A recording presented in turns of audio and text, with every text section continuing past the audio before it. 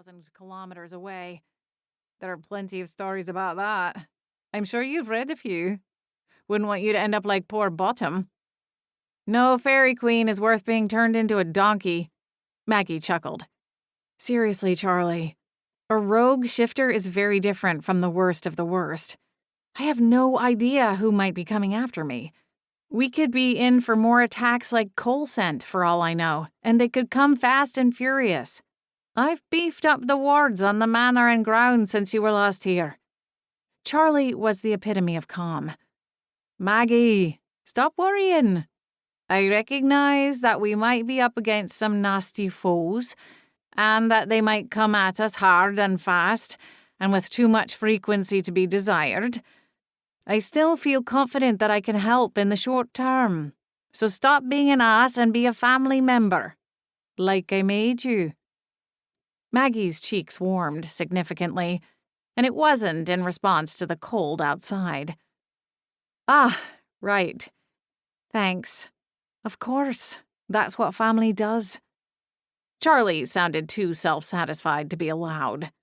Now, when shall I tell Ryan and Neil to expect you? And how many of you exactly will there be? Good questions. Maggie looked out the window and grimaced at the terrible weather.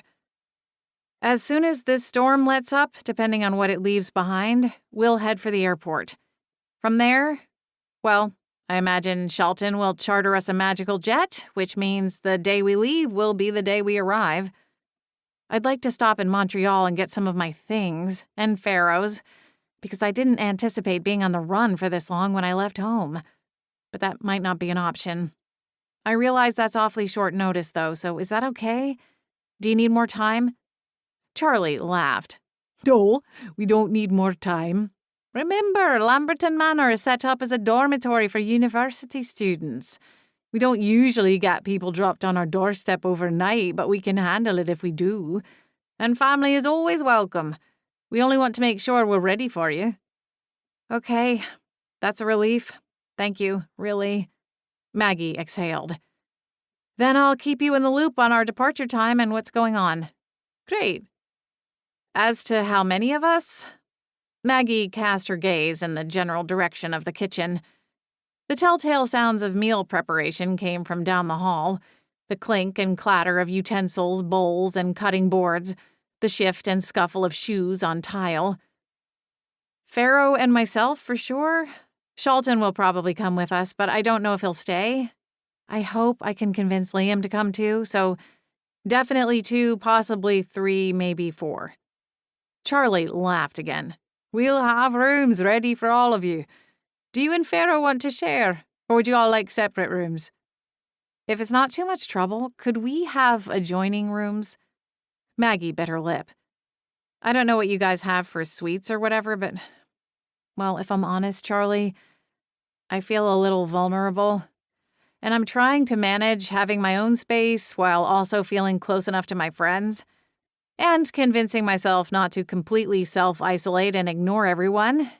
Hence the request for an adjoining room instead of a fully single room. Good on you for fighting your fears, Max. Charlie's warm brogue made her smile. I can assure you that Lamberton Manor will be a much more pleasant stay than a fairy glade. I'll let you get on with your day, and you let me know when you know more. Sound good? Sounds perfect. Thanks, Charlie. I owe you one. I've stopped counting either way. See you soon, Maggie. See you. The line beeped as it went dead, and Maggie stuck her phone in her pocket and sighed. She hated feeling like she was taking advantage of her friends. Ever since Matt had died, she'd felt caught in this mire of being unable to take care of her shit, and this new set of shit wasn't helping matters whatsoever.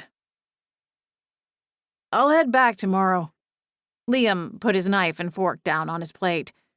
Thank you so much for letting me stay, but it's time for me to get home.